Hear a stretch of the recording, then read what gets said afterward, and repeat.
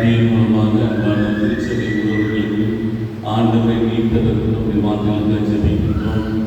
அடியனை மறைத்து நீர் வெளிப்படும் அடியனுடைய வாயின் வார்த்தைகளும் அன்பு திருச்சபை உறவுகள் ஒவ்வொருடைய இதயத்தின் எண்ணங்களும் இந்த சமூகத்தில் இறுதியாய் இருப்பதாக. ஆமென். கிறிஸ்துவுக்கு அன்பான தேவனுடைய பிள்ளைகளே, ஆண்டவராகிய இயேசு கிறிஸ்துவின் இன்ப இனிய நல்லாமலே உங்கள் ஒவ்வொருவரையும் அன்போடு நான் வாழ்கின்றேன், வரவேற்கின்றேன். நல்ல நாளில் நாம் யாருமாக இணைந்து நம் ஆண்டவரை நோக்கி பார்க்க ஆண்டவர் நம் ஒவ்வொருவருக்கும் திருப்பி தந்திருக்கிறார். மத்தேயு எழுதின நற்செய்தி 14ஆம் அதிகாரம் 27வது வசனத்திலே நாம் இவ்வாறு வாசிக்கிறோம். உடனே இயேசு அவர்களோடே பேசி, உடனே இயேசு அவர்களோடே பேசி, எவர்களோடு? எவர்களோடு? சீசர்களோடு. ஆனால் நான் உங்களிடம் எதிர்பார்த்த ஒரே ஒரு காரியம், உடனே இயேசு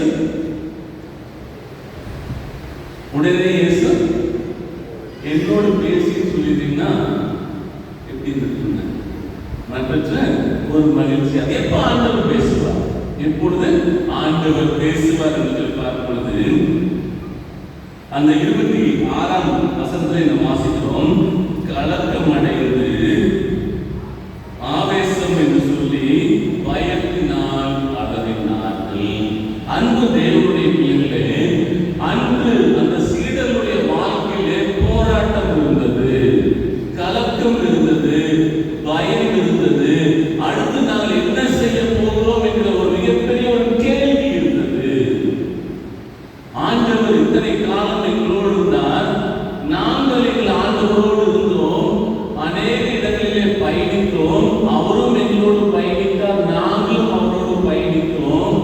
திடீரென்று வந்தார், எங்களுக்காக வாழ்ந்தார், எங்களுக்காக மரித்தார், இப்பொழுது அவர் எங்களோடு இல்லையே என்ற ஒரு பெரிய கேள்வி அன்று சீடர்களுக்கு ஏற்பட்டது. அதே கேள்விதான் பல வேளைகளிலே நமக்கும் ஏற்படுகிறது. ஆண்டவர் என்னோடு இல்லை, ஆண்டவர் என்னோடு இல்லை என்கிற ஒரு பெரிய கேள்வியை நாம் என்ன செய்கிறோம்? பல வேளைகளில் எழுப்பிக் கொண்டிருக்கிறோம். நமக்கு பாடுகள் வரத்தான் செய்யும், நிந்தைகள் வரத்தான் செய்யும், போராட்டங்கள் வரத்தான் செய்யும், அவமானங்கள் வரத்தான் செய்யும், கலக்கங்கள் வரத்தான் செய்யும், எல்லாம் வரத்தான் செய்யும். வருகின்ற வேளையிலே நாம் சொல்ல வேண்டிய, செய்ய வேண்டிய ஒரே ஒரு காரியம், எல்லாவற்றையும் என் ஆண்டவர் பார்த்துக்கொள்வார், என் ஆண்டவர் பார்த்துக் கொள்வார் என்ற எண்ணம் நமக்குள்ளாக இருந்தால் நமக்கு என்ன வராது? கலக்கங்கள் வராது. ஏன்னா என் சமூகம் உனக்கு முன்பாக செல்லும் என்று வாக்கு கொடுத்த ஆண்டவர் ஒவ்வொரு சூழல்களிலும் என் ஆண்டவர் எனக்கு முன்பாக இருக்கிறார். கர்த்தரின் வலது பாரிசத்திலே இருக்கிறார், எனக்கு முன்பாக இருக்கிறார், என்னை வழி நடத்துகிறார், என்னை தாங்குகிறார், என்னை ஏந்துகிறார், என்னை சுமக்கிறார், என்னை தப்புவிக்கிறார் என்ற எண்ணம், என்ற நம்பிக்கை நமக்குள்ளாக இருக்கும் என்றால் மலை போல பிரச்சனை இருந்தாலும், மலை போல பிரச்சனை இருந்தாலும் நம்முடைய பார்வைக்கு அது எப்படிதான் தெரியுமா? அது பனி போல ஒன்றும் இல்லாமல் போகும். ஆனால் இத்தனை நன்மைகளை பெற்று அந்த சீடர்கள் என்ன செய்தார்கள்? ஆண்டவர் அவரோடு இருப்பதை மறந்து போனார்கள். மத்தேயு 28ஆம் அதிகாரத்தை நாம் வாசிக்கிறோம். இதோ உலகத்தின் முடிவு பரியந்தம் சகல நாட்களிலும் நான் உன்னோடு இருக்கிறேன் என்று வாக்கு கொடுத்த ஆண்டவர் வாக்கு மாறாத ஆண்டவர். அவர் நம்மோடு இருக்கிறார், நமக்காக செயல்படுகிறார் என்ற எண்ணத்தை சீடர்களும் மறந்து போனார்கள். அவருடைய சிருஷ்டிக்குள்ளாகிய நாம் பலகைகளிலே மறந்து போனோம். இப்படிப்பட்ட சூழலில் தான் பாடுகளின் மத்தியிலே, துன்பத்தின் மத்தியிலே, துயரத்தின் மத்தியிலே நாம் என்ன செய்கிறோம்? துவண்டு போகிறோம். ஆண்டவரை கைவிட்டு விட்டார், நான் ஒன்றும் இல்லாமல் போனேன், வெறுமையாய் போனேன் என்ற எண்ணம் நமக்குள்ளாக வருகிற பொழுது நம்மை அறியாமலே நாம் என்ன செய்கிறோம்? செய்கிறோம்? சோர்ந்து போகிறோம்.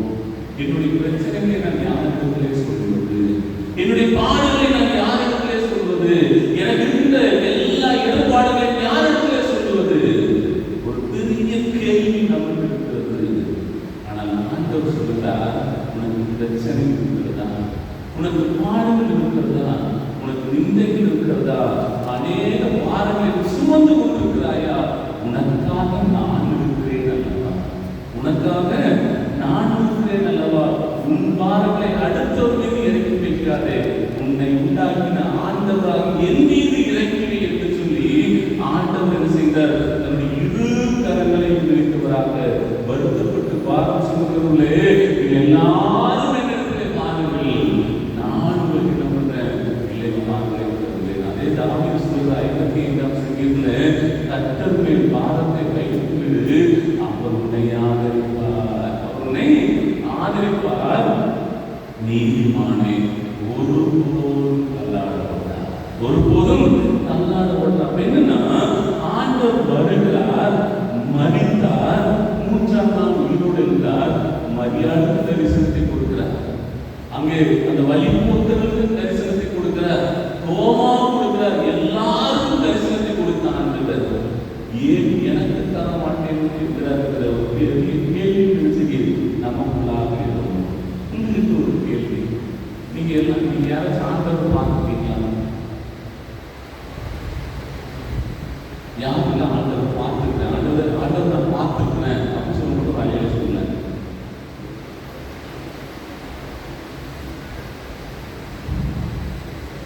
ஆண்டு பிரசன்னத்தை உணர்ந்ததுன்னு சொல்ல வழியில சொல்ல.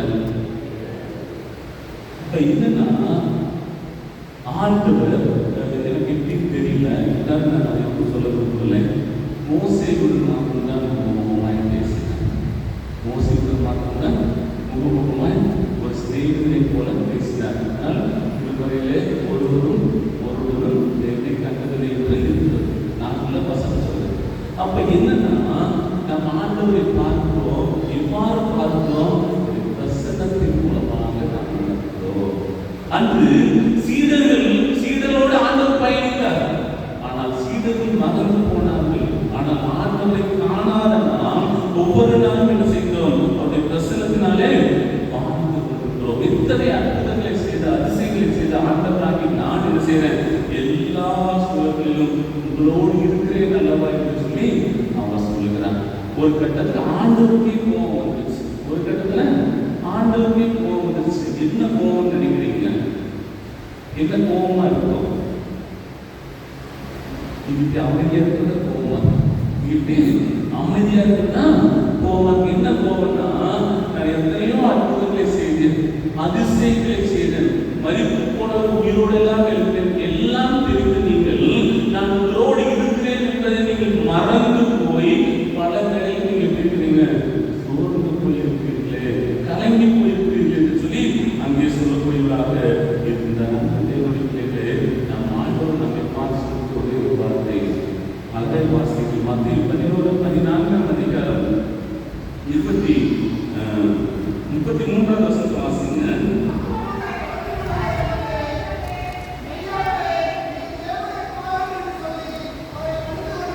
ஆமா, 12 அதே வேளையில அது 27 வசனத்தை வாசிங்க.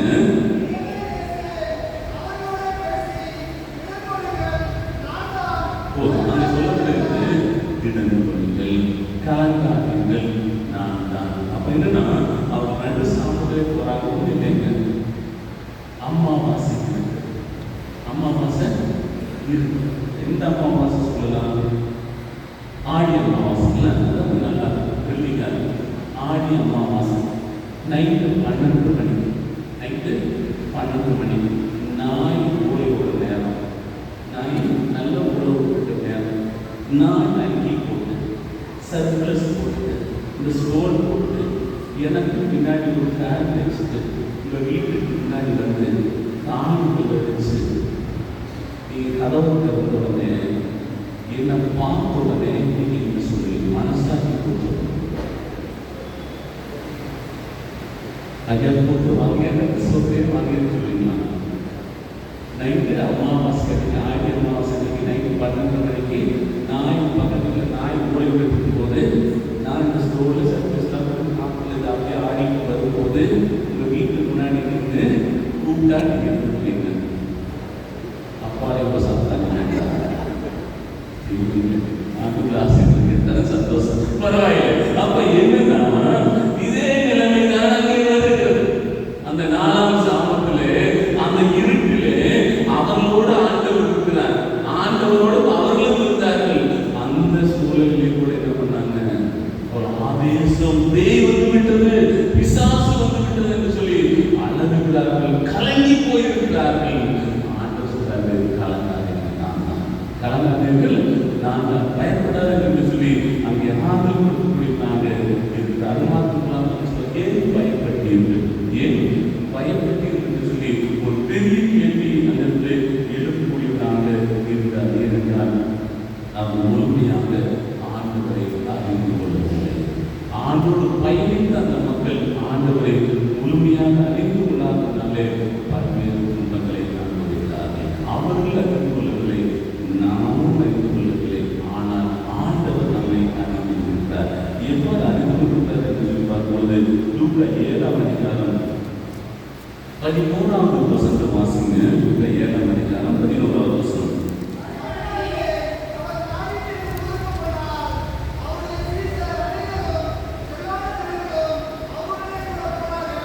மறுநாளிலே அவர் நாயிட்டின் ஊருக்கு போனார். ஆனால் அதுக்கு முன்னாடி பார்க்கும்போது 7ஆம் அதிகாரம் 1வது வசனம் வாசிக்கும் பொழுது அவர் தம்முடைய வார்த்தைகளை எல்லாம் ஜனங்களுடைய காதல் ஏற்படி சொல்லி முடித்த பின்பு கப்பர்நகூமுக்கு போனார்.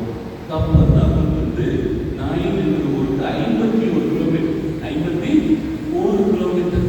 அந்த 51 கிலோமீட்டருக்கு அவர் என்ன செய்தார், இரவோடு இரவாக பயணிக்கிறார். அவர் இரவோடு இரவாக பயணிக்க வேண்டிய அவசியமே கிடையாது. ஆனால் இரவோடு இரவாக கப்பர்நகூமிலிருந்து நாயின் என்ற ஊருக்கு பயணிக்கிறார். ஏன் பயணித்தார் என்று சொல்லி பார்க்கும்போது அங்கே ஒரு தாயார், இங்கே ஒரு தாயார் வசனம் இருக்கிறது. அந்த அடுத்த வசனம் 12வது வசனம் வாசிங்க.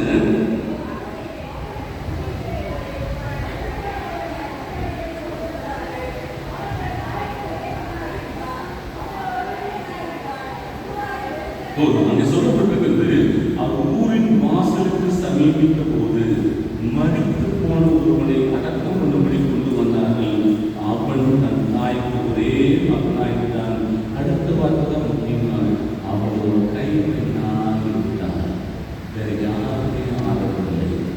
தனக்கு ஆதரவாக ஒரே மகனும் போய்விட்டார். எல்லாரும் அந்த ஆதரவு சொல்கிறார்கள். இந்த தாயார் கதறி கொண்டிருக்கிறார், எனக்கு ஆதரவாக ஒரே மகன் போய்விட்டானே, நீ எனக்கு யார் ஆதரவு, எனக்கு யார் ஆதரவு கதறி கொண்டிருக்கிறார். அப்ப அந்த அம்மா பாடிப்பாங்க, நான் அழுத போதெல்லாம் என் அருகில் வந்தவரே, உங்க கரங்களினாலே என் கண்ணீர் துடைத்தவரே. நான் அழுத போதெல்லாம் என் அருகில் வந்தவரே, உங்க கரங்களினாலே என் கண்ணீர் துடைத்தவரே. ஒவ்வொரு சூழலிலும் அந்த அம்மாவுக்கு பாடல்கள் இருக்கும். அப்பெல்லாம் நான் அழுத போதெல்லாம் கூட வந்தீங்களே சுவாமி, என் கண்ணீரை கொடுத்துட்டீங்களே, இப்ப நான் கதறி அழுகிறேனே, கதறி அழுது கொண்டிருக்கிறேனே, இப்ப யார் என் கண்ணீரை கொடுப்பார்கள், யார் எனக்கு மறுவாழ்வை கொடுப்பார்கள், என் மகனுக்கு யார் மறுவாழ்வை கொடுப்பார்கள் என்று சொன்ன உடனே அந்த வசனம் அழகாய் சொல்வது, கர்த்தர் அவளை பார்த்து அழகா சொல்றாரு. என்னன்னா, அவன் மேல் மனதுருகி மகளே அழாது, நான் வந்துட்டேன், நான் வந்துட்டேன்ல, நீ கூப்பிட்டையா, நீ கூப்பிடல, நானாக தான் வந்த உடனே அந்த வார்த்தை அழகாய் வருகிறது. இயேசு அவளை பார்த்து அவள் மேல் மனதுருகி அச்சுறார், ஆரம்பா தைரியமா, நான் வந்துட்டேன், நான் ஒருபோதும் உன்னை கண்ணீரை துடைக்கிறாரு. கிட்ட வந்து பாடியிருக்கிறார், சுமந்தவர்கள் மின்சார்கள் போனவர்கள்லாம் இருக்கிறாங்க, வாழ்க்கை எழுந்து அம்மா பாடுறாங்க, நான் அழுத போதெல்லாம் என் அருகில் வந்தவரே, உங்க கரங்களினாலே என் கண்ணை துடைத்தவரே. நான் அழுத போதெல்லாம்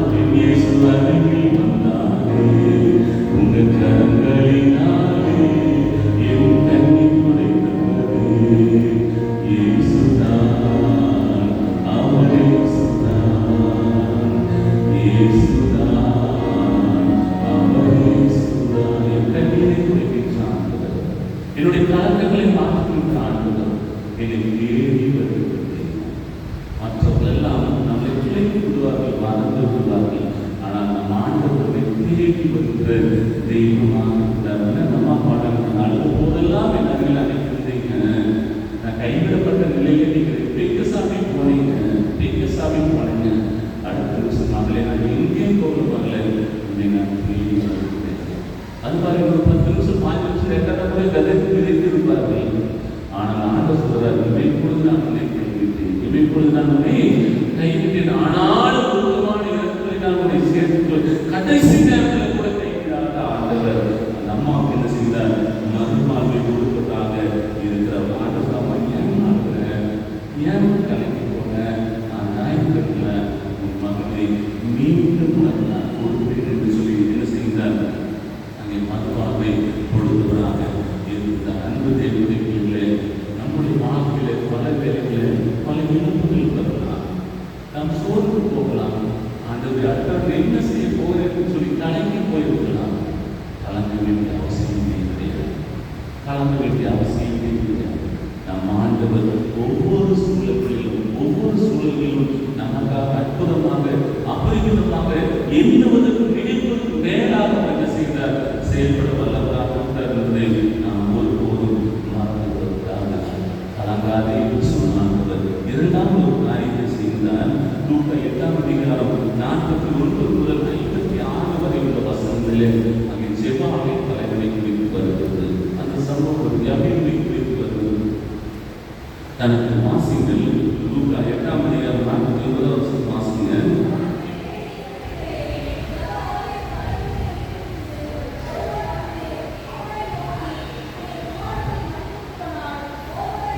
சொல்லப்பட்டிருக்கிறது அந்த வசனங்களிலே தேவாலய தலைவரை குறித்து நான் பார்க்கிறோம்.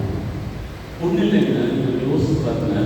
நம்ம குழந்தைக்கு உடம்பு சரியில்லாம போகுது, உடம்பு சரியில்லாம போகுது, நாம வெளியே நிற்கிறோம்.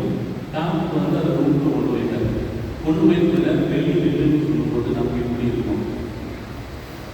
அது ஐசியூக்குள்ள கொண்டு போயிட்டான்னு வச்சுங்களேன். இப்படி இருக்கு. பெரிய பாப்பாவை திருப்பி உடம்பு சரியில்லாம போயிடுச்சு. உடனே ஐசியூல கொண்டு போயிட்டாங்க. ஐசியூல கொண்டு உடனே அந்த விரல்ல மாற்றாங்க, ஆக்சிஜன் வீட்டு மாற்றாங்க. அந்த மாடிக்கு எதுவுமே வரல. ஒரு சேர்த்து குடிச்சு போனேன். குடிச்சு போனோடனே அந்த ஸ்டாஃப்ல ஐயோ அந்த அம்மா மாடிட்டாங்க. மனசு போனேன் நாசமாக போனேன். ஒரு நிமிஷம் உயிரே போயிடுச்சு தான் ஏதாவது. அப்போ என்னன்னா இக்கட்டான சூழ்நிலையில் மருத்துவமனையிலே பாடல அனுப்பும்போது வெளியே இருப்போம். மருத்துவர்கள் சிகிச்சை கொடுத்து கொண்டிருப்பார்கள். அந்த டாக்டர் வெளியே வர வரைக்கும் நமக்கு எப்படி இருக்குங்க? சிகிச்சை இருப்பவர்களை காட்டும் வெளியே நாம் கூட்டிட்டு கொண்டிருப்போம். அதே நிலைமைதான் அங்கே வந்தது. தேவாலய தலைவர் ஆண்டவே என்னுடைய பாடல உடம்பு சுகவீனமாக இருக்கிறார். ஆனால் ஆண்டவர் எந்த பதிலுமே சொல்லுங்க. உள்ள குடித்து கொண்டிருக்கிறது. அந்த பாடல்களின் மத்தியில் ஜெபாலய தலைவருடைய மனம் இருந்ததுதான், நெஞ்சே நீ கலங்காதே, சீயோன் மலையின்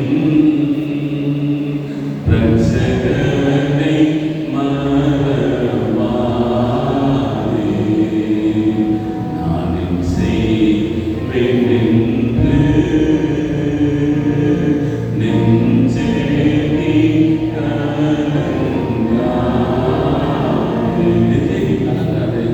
என்ன செய்ய போறேன்? என் மகன் அங்கே சுகவீனமாக இருக்கிறான். இந்த ஆண்டவர் கற்றுக்கொள்ள மாட்டேன் இருக்கிறார். மிகுந்த பாடுகள். இந்த நிலையில ஒரு சடுதியான ஒரு செய்தி வருகிறது. என்ன வருகிறது? அந்த 49ஆம் வசனத்தை வாசிங்க.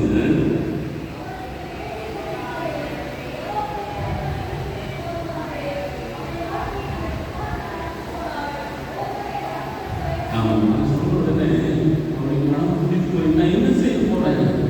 ஆண்டவரும் பேச மாட்டேன் என்கிறார். என்னுடைய மகளும் பிடித்துக் கொண்டிருக்கிறார், பாடலும் இருக்கிறார், வேதனையும் இருக்கிறார். என்ன செய்வது தெரியாத போது ஒரு செய்தி வருகிறது. ஆண்டவரை தொந்தரவுப்படுத்த வேண்டாம், அவரை தொந்தரவுப்படுத்தார்கள் அறிவித்து போனார்.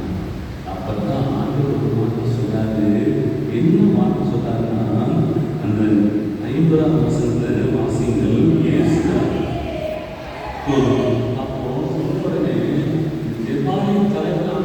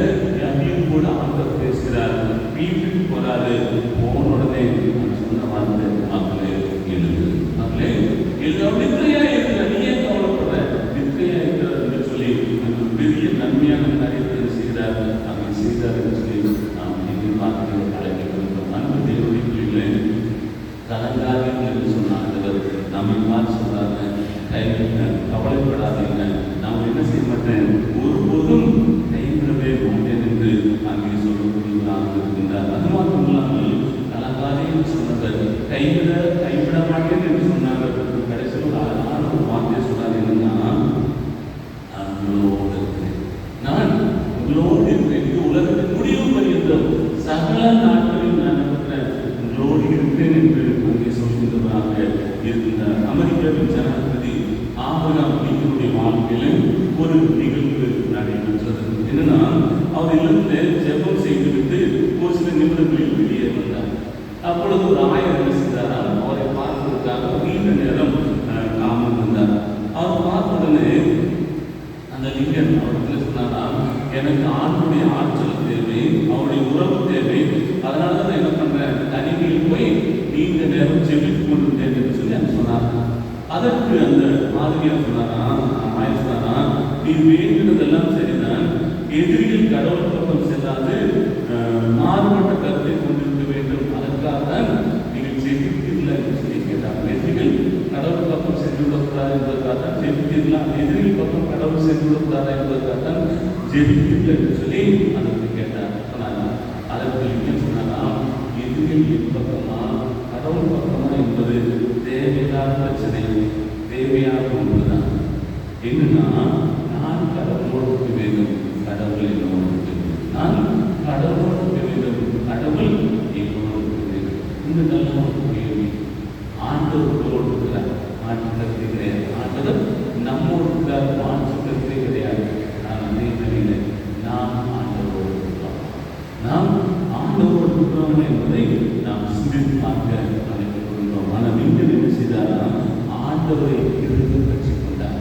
வாக்களித்த ஆண்டவர், வாக்கு மாறாத ஆண்டவர் என்பதை ஒவ்வொரு சூழலிலும் அவர் உணர்ந்தார். அதுதான் ஒரு பக்தர் பாடுவதை போல பாடினாராம், வாக்களித்த தேவனை நீ பாடிக்கொண்டாடு,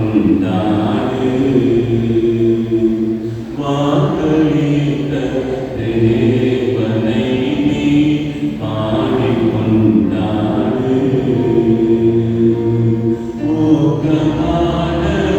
ஊக்கமான ஆவி உன்னை தாங்க வந்தாடு, ஊக்கமான ஆவி உன்னை தாங்க வந்தாடு, சோர்ந்து போகாதே மனமே, சோர்ந்து போகாதே. வாக்களித்த தேவனை நீ பாடிக்கொண்டாடு, ஊக்கமான ஆவி உன்னை தாங்க வந்தாடு. வாக்கு தாண்டவர்கள் என்ன பண்றேன், அந்த ஆவி என்னை தாங்க வேண்டும் என்று சொல்லி ஒவ்வொரு வேளையிலும் நாம் அன்றாட வேண்டும் என்று சொல்லி சொல்றார். கடவுள் என் பக்கம் இருக்கிறார், எந்த சந்தேகம் கிடையாது. ஆனால் அதே வேளையில் நான் கடவுள் பக்கம் இருக்கிறேனா, கடவுளோடு நான் இருக்கிறேனா என்பதை நாம் ஒவ்வொரு வேளையிலும் சிந்தித்து பார்க்க நாம் அழைக்கப்படுகிறோம். அன்பு தேவனுடைய பிள்ளைகளை நம் ஆண்டவர் நம்மை பார்த்து சொல்கிறார், கலங்கி இருக்கிறார், நீ கலங்க வேண்டிய அவசியமே இருக்கிறார். உங்கள் வாழ்க்கையில் போராட்டங்கள் வருகிற பொழுது அதை பார்த்து தடுமாறி கொண்டிருக்கிறீர்களா, நீங்கள் பயப்பட வேண்டாம், கவலைப்பட வேண்டாம், நான் உன்னோடு இருக்கிறேன், உன்னோடு வாழ்கிறேன், ஏன் கலங்குகிறீர்கள் என்று சொல்லி அங்கே சொல்கிறது. அதைத்தான் நாம் என்ன செய்கிறோம், திருவிருந்தில் பங்கு பெறுகிறோம். திருவிருந்தில் பங்கு பெறும் பொழுது ஆண்டுடைய திருவுடல், அவருடைய செங்குருதியும் என்ன செய்கிறது, நமக்குள்ளாக பிரவேசிக்கிறது. ஒவ்வொரு முறையும் நாம் அந்த ஐக்கிய பங்கில் திருவிருந்திலே பங்கு பெறுகிற பொழுது என் ஆண்டவர் எனக்குள்ளாக இருக்கிறார், என் ஆண்டவர் எனக்குள்ளாக வாழ்ந்து கொண்டிருக்கிறார், ஒவ்வொரு வேலையிலும் என் ஆண்டவர் எனக்காக செயல்பட்டுக் கொண்டிருக்கிறார் என்பதை உறுதிப்படுத்துகின்றவனமாக தான் நாம் என்ன செய்கிறோம், ஆண்டுடைய திருப்பங்கிலே பங்கு பெறுகிறோம் என்பதிலே நாம் ஒருபோதும் மறந்துவிடவே கூடாது. அப்ப நாம் சொல்ல வேண்டிய ஒரே ஒரு காரியம், பவுல் சொன்ன வார்த்தை, என்னை பலப்படுத்துகிற கிறிஸ்து என்னோடு இருக்கிறார், என்னை வழிநடத்துகிற கிறிஸ்து என்னோடு இருக்கிறார் என்பதை நாம் உறுதியாக சொல்ல வேண்டும். ஒருவேளை அதே உள்ள வாழ்க்கையில துன்பங்கள் வருவதா, பக்தன் பாடினான், துன்ப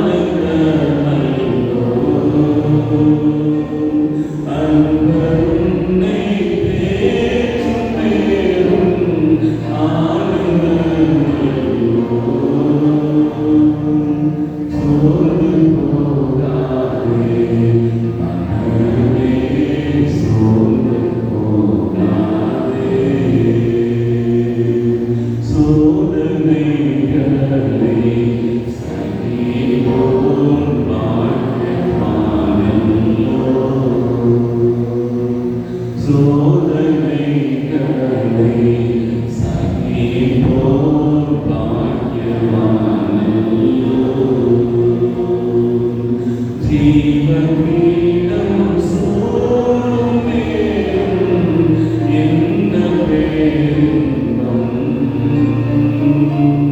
ஜீவபீடம் சூழுமே என்ன பேரின்பம். சோர்ந்து போகாதே மனமே, சோர்ந்து போகாதே.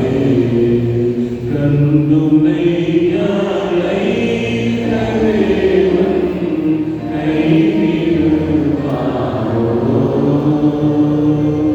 கண்டுனை அழைத்த தேவன் கைவிடுவாரோ. சோர்ந்து போகாதே மனமே, சோர்ந்து போகாதே. கண்டு உன்னை அழைத்த தேவன் ஒருபோதும் கைவிட மாட்டார் என்கிற எண்ணத்தோடு பயணிங்கள். ஆண்டவர் என்கிற தெளிவான ஆசீர்வாதத்தை பெற்றுக்கொள்ளுங்கள். ஆண்டவர் நம்மை திருமொழிகளில் நம் ஒவ்வொருவரையும் ஆசீர்வதித்து பாதுகாத்து வழிநடத்துவாராக. ஆமென். ஜெபம் செய்வோம். மகா இரவும் கிருபை நிறைந்த நல்லாண்டவரே, தாசபந்தமான நாளை இருக்கிறோம். இந்த இறைவாக்கின்படி கலங்காதே என்று சொன்னார்கள், கவலைப்படாதே என்று சொன்னார்கள். எல்லாவற்றுக்கும் மேலாக நான் என்றென்றும் உங்களோடு இருக்கிறேன் என்று சொன்ன ஆண்டவர், எங்களை அழைத்த ஆண்டவர் உண்மையுள்ளவர்.